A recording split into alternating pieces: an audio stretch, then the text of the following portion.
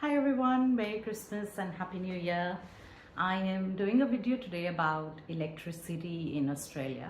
Through my years of living here, I've acquired a little bit of knowledge about electricity services and I thought of sharing that information with you. Why should you watch this video? It will give you information about something which everybody uses. A lot of us do not know about it. We're just using it and we're paying the bills, but we do not know a lot about it. And those information could at times become super critical. So that's why you should be watching this. This video is not just for newly arrived immigrants. This is also for anybody living in Australia. For as many years you may have lived, unless you worked in this industry, there is a good likelihood that you might pick up some more little or big things from this video. So it's applicable to everybody. It's also applicable to any states in Australia. So wherever you are living, does not matter. You can still watch this video and pick up those information. To be able to optimize the information in this video, I would strongly suggest that you pause the video now and get your electricity bill handy. So just download that PDF that you may have on your emails, or if you get postal communication, then get a hold of that paper bill. It might be easier to follow along when you have a bill in front of you. Even if not, you can maybe just save this video and watch it later. First thing first that you might want to know is that electricity is considered as an essential service in Australia. Now what that means is no one can be denied to have electricity, and also disconnection of electricity is a massive thing. So you cannot just be disconnected from your supply due to, say, lack of payment. For example, in a few countries, you miss one bill payment or two bill payments, your electricity could get disconnected.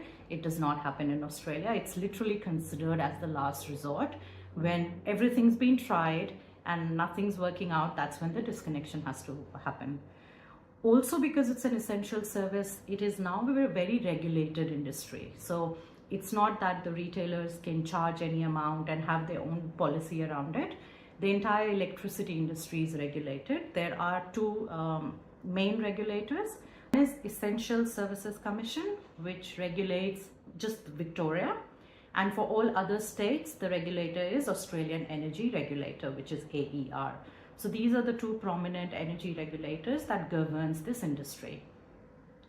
Some terms that you might want to be familiar with, which is important, and a lot of times as a layman we use them interchangeably. First is a retailer. Now, who is a retailer? A retailer is a business or a company that is essentially responsible for electricity from the meter to your house. They bill you because they see what your consumption has been for your period, and you actually pay your retailer. So the bills that you get for your electricity come from your retailer. Some names, as I already said, could be AGL, Energy Australia, Origin, Sumo, and there are many others actually. There's also another party which is very significant, plays a significant role in the energy distribution, and that is distributor. Now, some of us are not aware, and whenever there's any problem relating to electricity, we want to call, the business that you're paying your bills, which you can do. But just so you know that there's a, distributor that also plays a very important part. Now, who is a distributor? Some names. In South Australia, for electricity, there's only one distributor, which is South Australia Power Networks, SAPN. In bigger states like New South Wales and Victoria, there are multiple distributors. Some names could be Essential Energy, Endeavour Energy, Ausgrid, Energex for Queensland, AusNet, and so on and so forth. So these are the different distributors. Now, what is the role of a distributor? A distributor plays the role of providing electricity from the grid lines to the meter. So if you remember how we said that the retailer is responsible for electricity from the meter to your house, the distributor actually plays the first role, which is providing electricity from the electricity grid lines to your meter. Now, for this, obviously, the distributors charge a daily supply, which we will come to in just a bit. But just so you know, you're paying both of these people. It's the retailer that issues the bills, but the distributor also plays an important role. Now, at this stage, you might want to know. So look on your bills. Your bills might tell you, other than who your retailer is, who you're paying, Your distributor name should be there on your bills. When would you essentially need to reach out to your distributor? You can always call your retailer for any issues around electricity. But in one instance particularly where you probably can just straight away call your distributor instead of calling your retailer is if there's an outage in your area. And that's not a planned outage. So you weren't aware that there will be electricity shutdown. It just happened, there's no power. You can call up your distributor because these outages are usually looked after by the distributor. That falls under their responsibility area.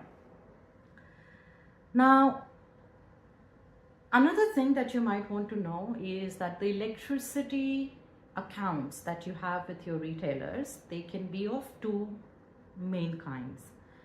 Now, the one kind of electricity account that you can have with a retailer is called as an embedded network. Now, embedded networks are essentially more popular in New South Wales, Victoria. They're also there in other states, but just more popular. It pertains to those properties which are, say, a retirement village or a block of units. And what the corporate or the body corporate or the building managers of that apartments have done is that they've gotten into a contract with one particular retailer. Again, could be any, AGL, Origin, Energy Australia. They've gotten into a contract, a corporate contract with those retailers, and they've signed a certain rates that they've agreed upon as part of their contract. And essentially anybody who lives in that network or in that set of units or block of apartments, every resident has to have their account or service through that retailer only. Now, this kind of a setup is called as an embedded network. Why do you need to know about this? Is because if ever you are being told that you are in an embedded network, you will also be told who your retailer should be, and it's that retailer that you're going to get in touch with to set up an account. Now, when I say set up an account, what do I mean?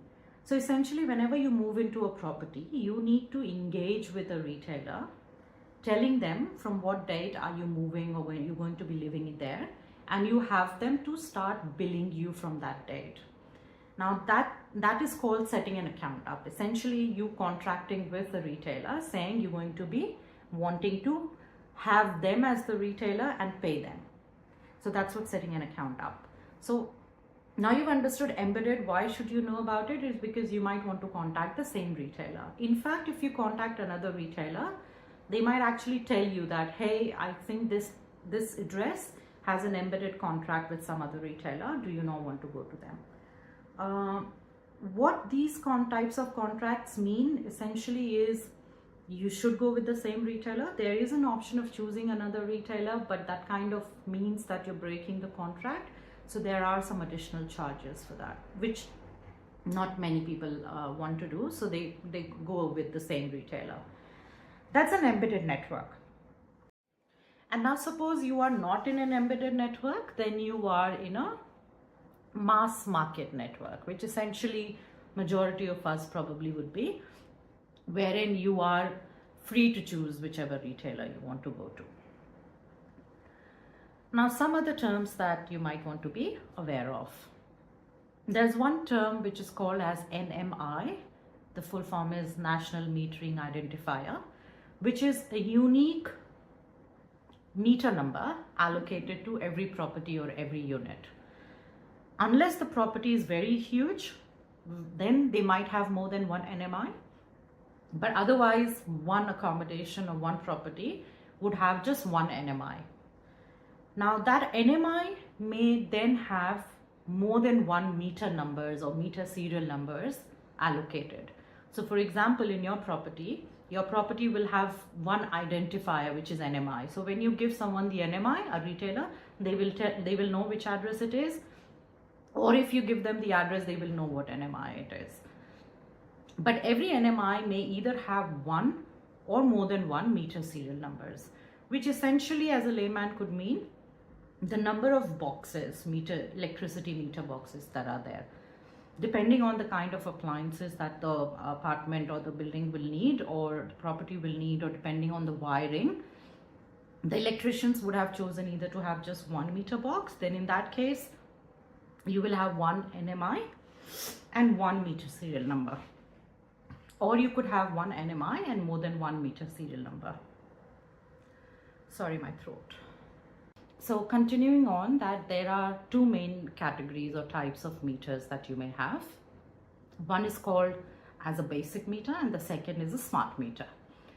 Now, why should you know about this? Is because if you have a basic meter, you need to know that your meters get read once every 3 months. And so the bills that you will get will only be once every 3 months for electricity. If you've got a smart meter though, then no one is coming to physically read the meter. The meter is communicating the readings every 30 minutes interval or every hour interval. And so you have the liberty of requesting bills from your retailer to be every month also. You're not reliant on anyone to read the meter. Another benefit of a smart meter is usually your retailer will have an app. And if you log in into that app, you can actually monitor your usage every daily basis, every hourly basis. You just have a better control over your consumption because you can monitor it if you've got a smart meter. Can you change from a basic meter to a smart meter if you want a smart meter? You can. You should speak to your retailer about it. There are obviously a few determinants, so your retailer will check that for you and see if you can request a smart meter. There's not a heavy cost for getting a smart meter. Now, the next thing that I'm going to talk about might sound a little bit technical. I will try and break it down as a layman. But before I go ahead, have you found anything very useful so far? Any new thing that you weren't aware of? If you have, can I please request you to put it down in the comments just so I know that making videos like this is helpful. And also, if you think someone else who is probably not a part of this channel might get benefited, you might want to share this video with them as well. Awesome. Continuing on. Now, another term that we, as customers often use interchangeably is tariffs and the rates, which actually in the energy industry means very different things. So what is a tariff? And what types of tariffs could there be? Tariff is essentially a skeleton of the charges. Your rates will be placed on how the skeleton of tariff your property has. Usually you do not have a control when you move into a property. That property already has a tariff in place and you start getting billed as for that. You can request to change it if that's what you desire. Speak to your retailer about it. Now, what is a tariff? Now, the first type of a tariff that you could be on is called as a general use tariff. What it means is that if you are on a general use tariff, for your consumption, you are paying one flat rate throughout the day and night. Whenever you're using electricity, whatever rate plan you've agreed to with your retailer, you're paying that one single rate for your consumption through the day and night. That's called general use. How would you know if you are on general use tariff or not? Look into your bills. If your bills just says one row for usage, then it's a general usage. The second type of tariff that your property may have is called as a time of use tariff. As the name says, if you are on a time of use tariff, depending on what time of the day you're using electricity, your rates could be different. Usually the time of use tariff is broken down as peak usage time, off-peak usage time, and shoulder time. And the rates are different. Peak is usually the most expensive and off-peak is usually the least expensive. Why do you need to know this? Is because if you are aware that you are on a time of use tariff, you might want to use electricity or if possible, distribute the consumption of power accordingly, that you're using less in the peak time and more during off-peak and shoulder. There are some states which time of use only has peak and off-peak, there is no shoulder. Just so you know what type of a time of use tariff are you at and which is the lowest. Is it off-peak which is the lowest or the shoulder which is the lowest? Look into your bills. So on your bills, there must be a section which will tell you the breakdown of charges. In that breakdown of charges, if you see the terms peak, off-peak, shoulder, then you are on a time of use tariff. The third type of tariff that you should know about is called as control load tariff. Now you may have a general use tariff and also have a control load, or you can have a time of use tariff and also have a control load. Now what is control load? Essentially those properties which do not have gas and everything runs on electricity, including their hot water or any bigger appliances that they have. What they do is they connect that bigger appliance to a separate meter box. So they will for sure have more than one meter, because there's one general use meter which is recording the consumption of every appliance in the house, and then there is another control load meter which is only recording the consumption of that heavy duty appliance. Now control load, the reason why it's wired separately is because the rates that you pay on the main meter are a bit higher than what you pay on the control load meter. Why are the rates lower? The downside is that the control load meter does not have supply throughout the day and night. It has supply usually few hours at night, or few hours at night and few hours during the day, depending on the type of control load that you have. Those hours are a bit odd hours usually, and that's decided by your distributor assessing when the load on the grid is the lowest. Whatever time the load on the grid is the lowest, the distributor will decide that your control load is going to draw power during those times. How would you know if you've got control load? Is when you look into the breakdown of charges on your bills, there will be one section which will tell you general use consumption, how many kilowatt hour did you consume in that billing period, and there will be another row which will tell you how much power did your control load meter consume during that billing cycle. Now why do you need to know this? Because there are so many instances where a particular property only has electricity and their hot water is also connected to the main meter as every other appliance. What that does mean is you're paying higher rates for your hot water consumption as well.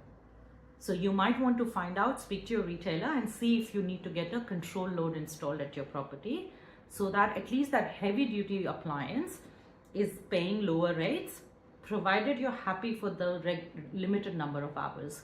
Usually those hours are enough. So all those people who have hot water connected to the control load, the hot water system heats up the water overnight, stores it for you to use the rest of the day. So that usually works fine. Now depending on how many people you've got, you could either have control load 1 or control load 2. Again, your bill should say clearly control load 1 or control load 2. Control load 1 essentially is when you have supply for few hours at night. Control load 2 means you have supply few hours at night as well as few hours during the day. These hours again are defined by the distributor. Your retailer has nothing to do with it. They can't change those times as well. It's your distributor that decides it. Why else should you know? Is maybe because you bought a property which essentially had only electricity, and they had a main meter and a control load meter. In the due course of time, you decided that you're going to get gas supply in your property, and you got gas and your hot water got connected to gas, which essentially means that now, depending on your consumption, you do not need to use control load. Ideally, when your electrician is removing that hot water system from the electricity, should give you this information that you should inform your retailer and the distributor that you're not going to be using control load anymore. Because if you still keep it at your property and you do not inform anyone, you will be paying a daily supply charge for that meter for as many years. It's not even funny. I've seen instances of people paying for that meter for 7 long years without realizing that they've had their meter just sitting there. It's not hooked up to any appliance, but just because they were not aware. So that's one territory. You can obviously look up and read more. There's only limited information that I can give, but you should be aware that if you have only electricity, is it connected to control load or not? If not, would you like to get control load? If yes, would you like to get control load 1 or control load 2? If you've got gas, is your bill saying control load is there at your property? If yes, you need to know which appliance is it connected to. Your retailer cannot tell you which appliance is your control load connected to. They can only tell you that your property has a general use tariff and a control load, or a time of use tariff and a control load, but they can't tell you which appliance it is connected for, because it's literally the choice of the owners of the property. Now, if that tariff part is a bit clearer, the next thing you might want to know is the rates that you pay your retailer. Firstly, it's a good idea to always compare the rates that you pay between retailers.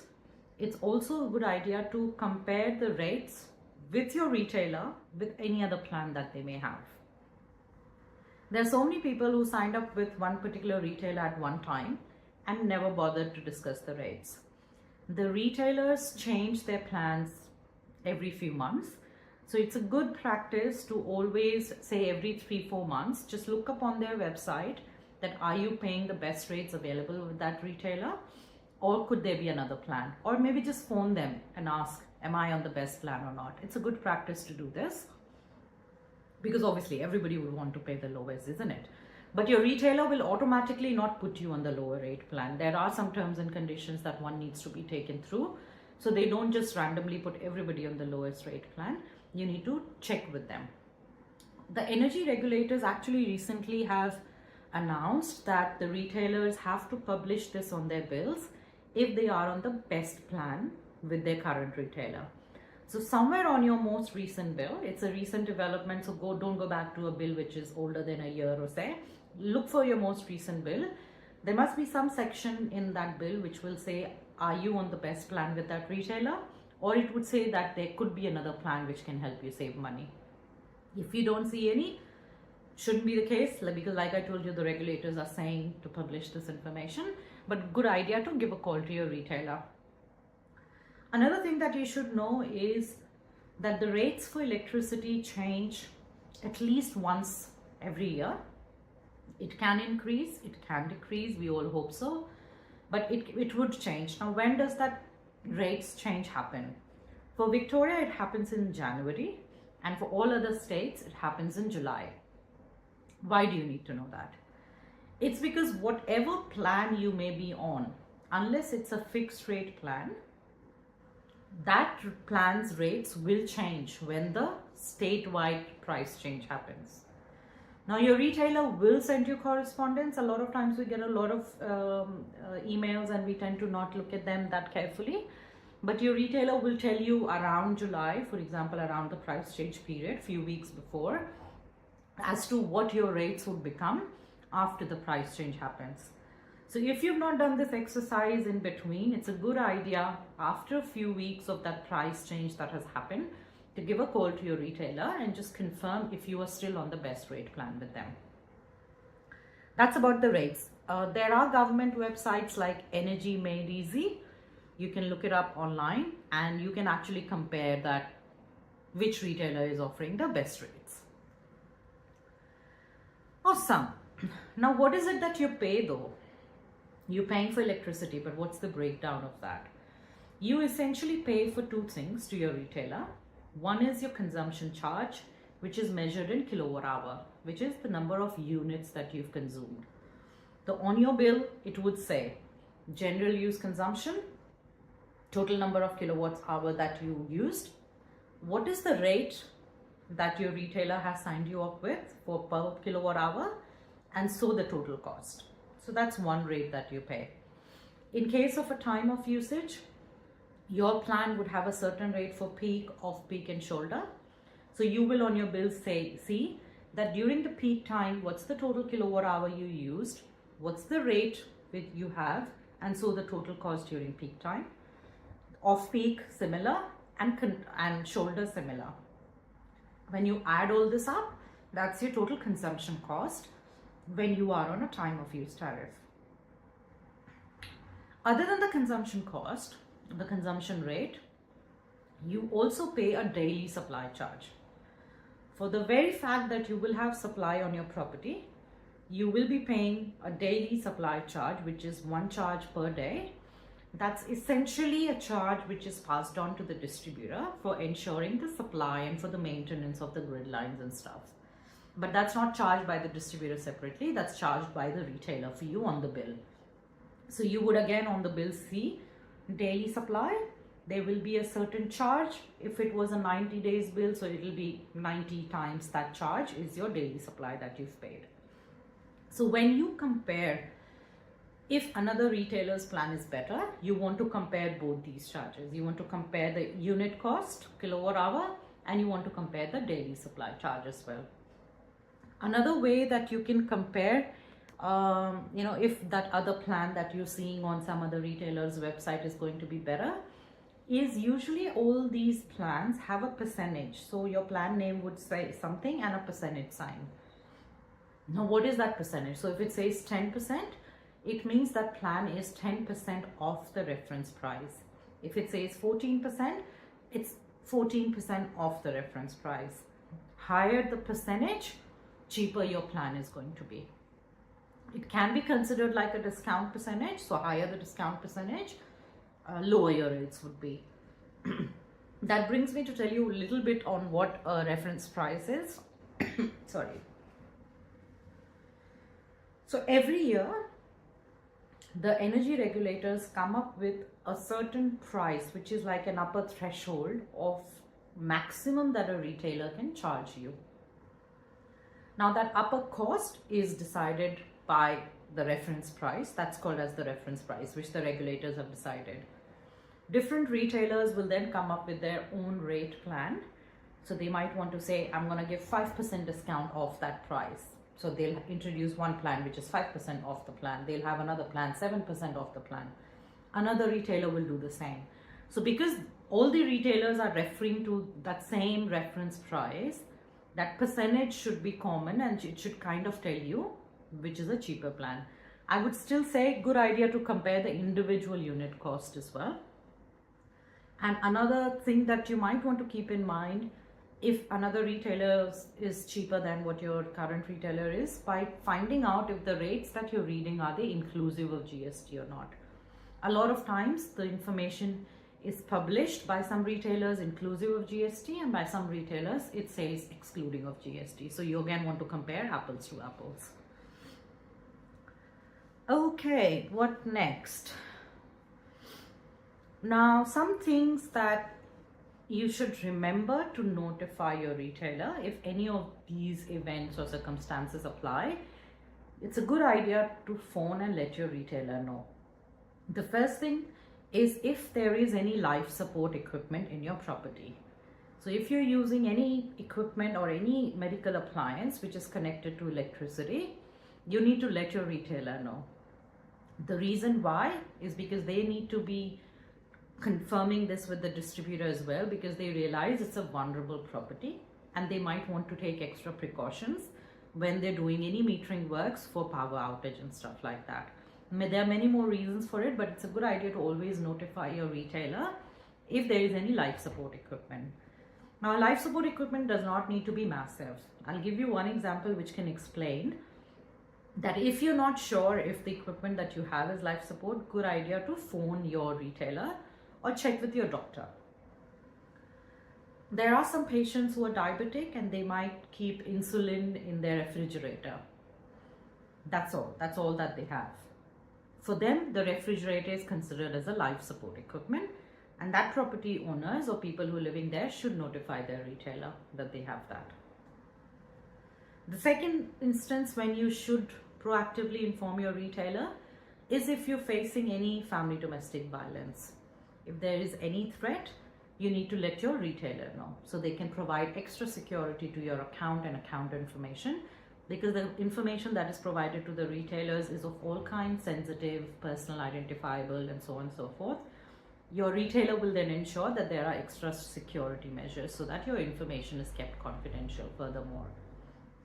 And the third instance is things happen if at all you are facing any severe hardship or severe financial difficulty circumstance and you're struggling to pay your bills, whether it is for a few months or if there's something major that has happened, life event, and you're struggling to pay those bills, it's a good idea to call up your retailer and let them know, because most of the retailers should have a hardship policy where they provide you extra support during that tough time of yours. Now, what is something that you should keep in mind when you're moving into a property? So suppose if you're moving into a new property, it's a good idea, referencing to information shared before, it's a good idea that you physically read the meter serial number by looking at the meter box. And when you're setting up an account with a retailer, and when you phone them, when you give them the address, tell them you also have a meter serial number with you. That way, there will be no possibility of you getting connected to a wrong meter. Another way is if you can't physically inspect the property because you've not got, say, you've not got the keys yet, you can't move in as yet, ask your real estate agents to share with you the meter serial number and can contact your retailer with that meter serial number to ensure you're getting connected to the right meter. I'm stressing this so many times because it's so important. Imagine you paying lower bills because you're connected to someone else's house. Whenever this issue gets found out or rectified, you don't want to be paying bigger bills. And on the other way, you might be paying more bills because you're paying for someone else's consumption. You should always know where your electricity meter is. You can't not be aware. So find out where your electricity meter is, be aware of it. Also, because if you have a basic meter that needs to be read every 3 months, it is the customer's responsibility and an obligation to provide clear access to the meter. You can't put it in the garage and no one should be able to read it. If you've got pets or any animals or anything like that, you need to ensure that when the meter is getting read, maybe your pets are locked inside so that the meter readers are able to read the meter. At this stage, I would like to say something very important again.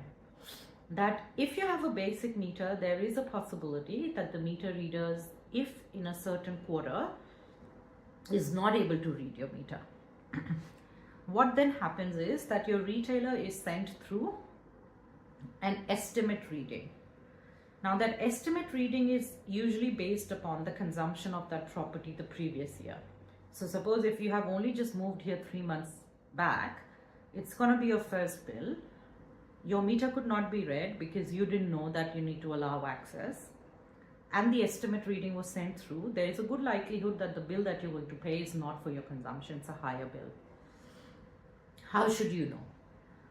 On your bills, it is again a requirement for the retailers to specify that the read was estimated or an actual read. So look for that information on the bill. If it is an estimated read, you might want to call up your retailer. Your retailer should be able to take the readings from you and bill you to an actual consumption. You should also provide them information about any access information to your meter so that this does not happen. But on an ongoing thing, it's a good idea to look on your bills whether the read was done successfully. Was it an actual read or was it an estimated read? Okay. When you're moving into a property, going back to the point, it's a good idea to call up your retailer and set up your electricity 3 to 4 business days in advance. Though even 1 business day in advance should be fine. So suppose you're moving the next day and you want to set your account up today, should also be okay. I would say keep 3-4 days in hand, because there could be a few other things applicable to your property. In a few worst cases, even same day connections can be done, not always confirmed, and there could be extra charges that you might want to pay. So if you already know that you're moving into a certain property on a certain date, better idea to organize this well in advance. Similar is when you're moving out. Now, when you're moving out of a property, your retailer cannot know that you're moving out, right? You need to tell them. So the day you know what your move out date is, call up your retailer and tell them that you want to cancel your account. If you don't, they will continue billing you. Maybe there won't be any consumption, but you'll be paying a daily supply charge. In case of move out, another thing could happen though, that your account could get cancelled if someone else moves into that property. So if suppose you moved out, you forgot to tell your retailer, someone else moves in, they set their account up with that same retailer or another retailer, does not matter. The moment their account goes live, your account will automatically get cancelled. But don't rely on it. You cancel your financial responsibility whenever you're moving out for your electricity. Again, ensure that the final read is taken off your meter. It's an actual read. Your retailer will actually tell you those things. Again, a good idea to let your retailer know at least 3 to 4 business days in advance whenever you're moving out of the property. Now, what to do if you say you're going away for a few months? There are 2 options that you have. If suppose you're going away for 3 months at a stretch, there will be absolutely no appliance that will be connected. In that instance, you can call up your retailer and cancel your electricity account for those 3 months. And when you're coming back a couple of days in advance, set your account up again.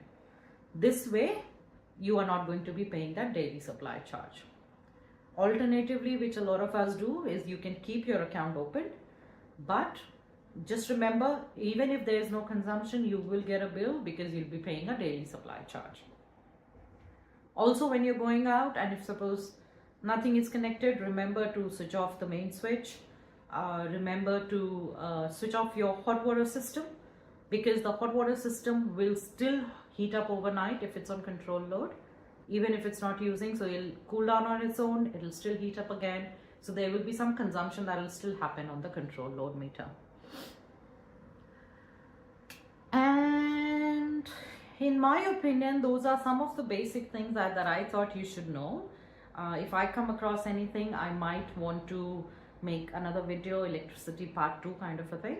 Otherwise, I will make another video on the gas connections, and I would make another video probably on the solar, because I know a little bit about solar as well.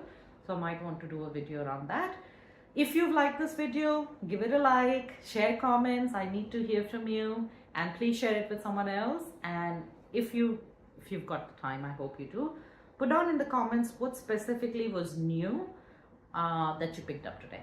That's all. Thanks so much. Enjoy. Bye.